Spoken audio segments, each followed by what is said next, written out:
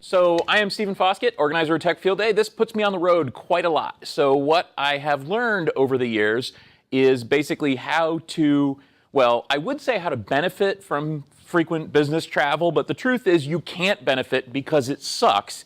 So the best you can do is make it suck less and kind of benefit from it. And so I'm going to try to help you guys to understand that, or at least maybe add to some of your understanding that you may come in with. Now, this is biased toward America because I'm American. But theoretically, a lot of what I say is probably going to work in other countries as well. So let's get started. Again, this is white belt. This is introduction. This is just getting you off the ground with this stuff. So here's the thing you need to know. Number one, if you're traveling for work, you can benefit from it. You basically, there's basically two things that you can do to benefit. You can get status, which reduces your suckage of travel, and you can get points, which is free vacation. So truthfully, though, neither of those things is as valuable as it sounds, as I'm going to talk about in a second. And overall, when you're looking at status, really where you're going to benefit from that is on the airline side of things. And when you're looking at points, really where you're going to benefit from that is on the hotel side of things and miscellaneous stuff. The other thing that you really need to do is you need to focus, especially when it comes to airlines. You must focus on one program or you're never going to get anywhere. It's basically like, trying to drive in neutral. If you just join whatever programs and take whatever flight on whatever airline, unless you can get to the first level of status, you really aren't going to ever earn enough points or get enough status to ever really have any kind of benefit. So what you want to do is you want to focus. You want to pick one airline, and then on the hotel side, you just want to bank. Because frankly, hotel elite status is worthless, so it doesn't matter.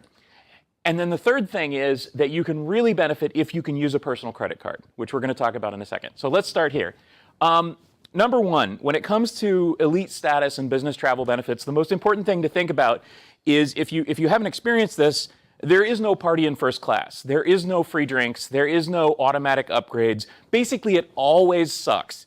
Trust me, I have maximum status on one of the three big airlines in the US. I have maximum status at both major hotel chains. I get bupkis. The only thing I get is somewhat less suckage and somewhat more free vacations. And that's not bad, but it's not like you're going to be up there and first partying, okay? You're mostly not going to get an upgrade on an airline unless you're a super elite, meaning 1K like me. And even there, I'm sitting in the back of the plane most of the time too.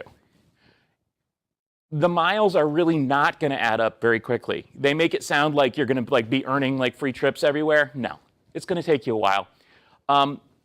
But you can get better service. And on the hotel side, you can get free rooms. And free rooms are smart, especially if you can be clever about how you redeem the rooms. One of the things about airline status is that, or airline points, is that if you can redeem them moderately carefully, you can make them go much further. So for example, you get half price in terms of how many miles it costs to fly to a certain destination. With hotels, it's actually much, much greater variety. It can go anywhere from, super, super cheap stays in terms of points to super overpriced stays in terms of points. So you really have to be careful about how you're spending those, but at least you can get some benefit there. So let's start with airlines. Number one, pick one airline, okay? You can't be trying to farm out to multiple airlines. You just have to pick one. And the important thing is they all suck. So it doesn't really matter which one you pick. If you pick, people say, oh, United is awful. I'm never going to fly these again. They're all awful. So just pick one. Basically, you've got four choices if you're in the US. You've got United, Delta, and American, which all suck. Pick whichever one is best for where you're going. You've got, yeah, exactly. And then you've got Southwest. And basically, Southwest is much, much better, but I didn't pick it. The reason that you might pick Southwest is if you're going to stay in the US. Okay, if you're staying in the US, Southwest has a ton of benefits. The biggest benefit for me is that you fly real planes every time you get on the plane, which is just tremendous because on United, oh my God, I flew here from Denver on a plane that was the size of my minivan. And not only that, but it wasn't even really United, so they didn't even have like the real service. And they made us get out at the baggage, like at the cargo area, like and take a bus over to the terminal. Like you're never going to have that with Southwest, and that's cool, right? The flip side is basically you're not going anywhere international unless it's Punta Cana. I mean, you're basically going to be flying around the U.S. So if you're doing business travel to Europe or to Asia, you really should pick one of the other guys instead of Southwest, even though they suck more. But basically, they all suck. So pick one. I picked United. When it comes to hotels, don't worry so much about the programs. Basically, sign up for every program. It's not going to hurt to bank the hotel points. Overall, we basically now have two big mega chains. We've got Hilton and we've got Marriott. It used to be that Hilton was way better than Marriott and Starwood. Now you've got Marriott being a pretty solid program because basically there's a courtyard everywhere you go and you've got some nice resorts mixed in there as well. So just again, you should be in the program. You should be banking points. Don't count on it too much. Again, you know, the elite status at a hotel, they make it sound like it's something special. Like at the Hilton hotel, we're staying at a DoubleTree hotel. They make it sound like, you know, there's like a party with a free lounge and stuff like that. I mean, the free lounge is like a refrigerator with some soda, and if you tailgate somebody, you can get in there for free too. You know what I mean? It's like nothing, you know? They say, oh, well, we're giving you an upgraded room.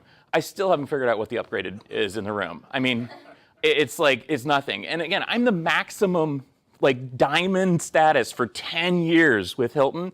I still don't notice what the upgrade is. They still treat me like crap. Everybody gets a cookie at the DoubleTree. So anyway, so don't worry about elite status at hotels. Bank the points. And if you can, try to focus it and try to use those points, again, for useful things. When it comes to the smaller chains, the only reason you even want to bother with them is if your company makes you stay in one of those hotels. Like if they make you stay in, if you're, I don't know, doing a bunch of work in like Peoria, and like the Holiday Inn is like the best place to stay, sure, join their program. But I haven't been a member in those programs for a long time because basically I just never stay in those places and it doesn't matter. The only one that's the exception is Hyatt. Now the Hyatts are super awesome and their program is really good, but they have like 12 hotels and they're all really expensive. So unless you happen to work for a bank and they're gonna put you in the Hyatt, in which case focus on Hyatt, it's awesome. You're just never gonna get there, so don't worry about that one. Anyway, so again, remember, airlines are about status and kind of free vacations. Hotels are all about the free vacations.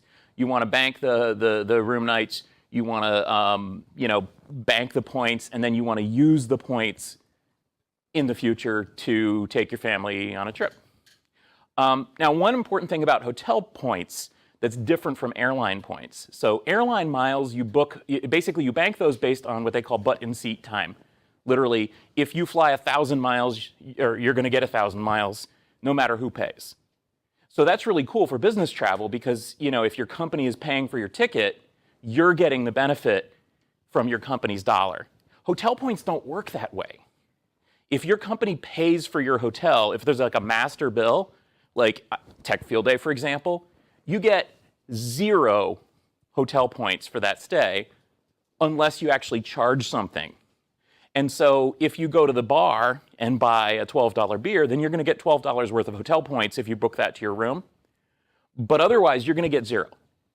What you will get if you give them your number, even if you get 0, is you can get a stay credit, which is a credit toward elite status. But remember, hotel elite status is useless, so whatever. The benefit really for hotel points is if you work for a company that's going to have you basically doing expense reports, like so you're gonna stay in a hotel, you're gonna pay for it with your card or the hotel card, and then you're gonna use an expense report, then you get all the points.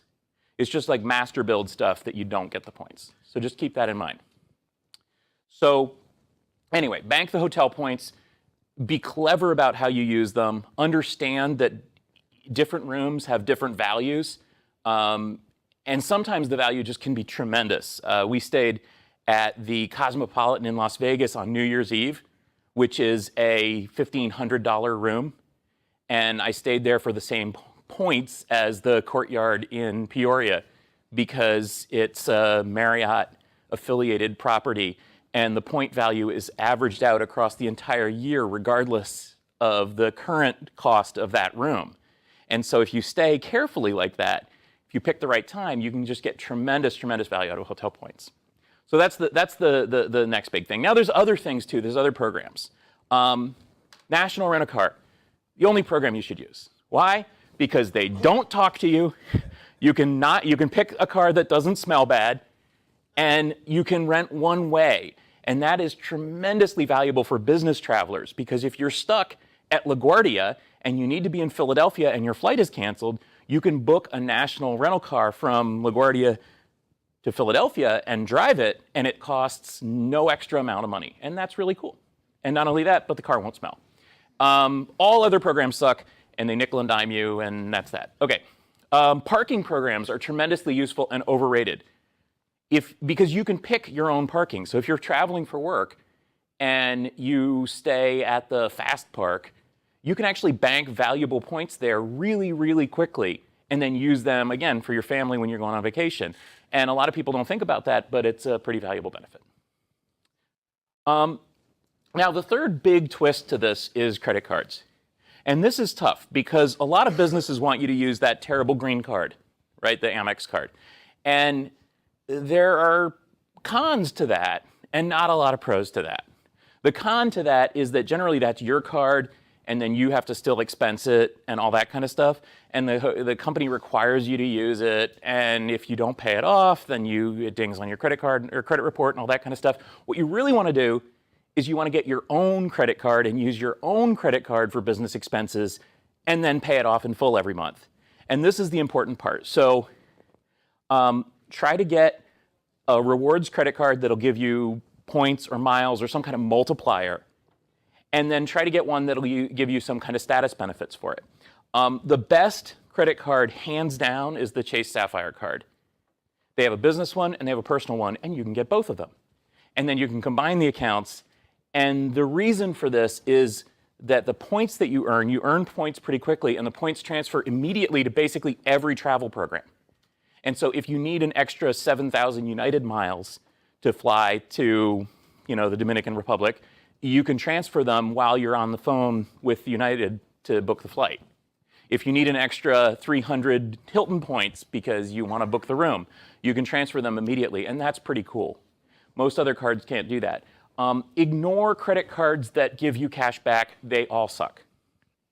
Ignore credit cards from any bank not named Chase or American Express. They all suck.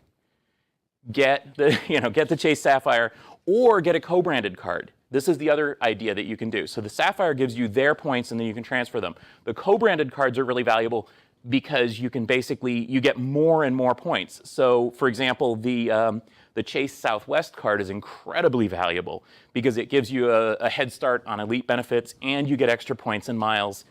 That one is fantastic. The Hilton American Express card is insanely valuable. You get 12 points per dollar in addition to whatever points you're actually earning from the hotel, which is just like mind-blowing. So you basically, I have 3 million Hilton points. I can stay anywhere at any time for free. And that's pretty cool. So these cards are pretty cool. But again, you have to basically pick a card that your work will let you use. And unfortunately, sometimes your work might not let you. No matter what you do, never carry a balance for your job. If their expense procedure is so slow that they won't pay you in time to pay off the bill, just say, no, I'm not doing this. There's got to be another way to do this. Because basically, you can't be on the hook to basically finance your company's business. But if they pay you quick enough, then you can make it happen. If you have personal debt and you won't be able to pay off your business charges every month in full, then what you should do is you should get another credit card and only use it for business and pay that one off. Because again, even if you have a dollar balance, you're going to be paying interest on it 100% from the moment you make the charge, unless it's paid off every month. So you've got to make sure that you're paying it off every month. So if you are lucky enough not to have personal debt, then that's not a big deal. But if you don't, then you just get an extra card, use that one for business, make sure you pay it off every time. And if you're doing that, then basically you're making the bank work for you, because the bank is going to give you points and then you're going to use those points for your travel. The other thing is, don't worry about the sign-up bonuses. They seem really generous, and they are really generous. 100,000 miles free if you sign up for the United blah blah card. The problem is you only get that once, so who cares, you know? Unless you're like one of the black belts who's like going to be signing up for like multiple cards a quarter, the signing bonuses aren't really valuable. What you're really focused on is the benefits that you can get. And the other thing is, everybody will tell you don't get a card that charges you a fee. Truthfully, a lot of the cards that charge you a fee are more valuable and actually can easily make up for the cost of that fee. So like that Hilton American Express card, yeah, there's a fee, but you get like $200 back on travel fee payback instantly every year and all this kind of stuff. It ends up actually making sense to pay the fee instead of getting the free card that doesn't give you as many points. So keep that in mind. In fact, a lot of the American Express cards will give you a $100 travel credit or a $200 travel credit that basically is for anything. So in January, when you put $100 on a hotel or a car or airfare, you'll actually get $100 back instantly. And there's your fee right there. So don't worry about that. So the whole point of this is basically to make business travel work for you a little bit, to make it suck less, to get a little bit better service, and maybe be able to take your family on a vacation once a year and not have to pay for it.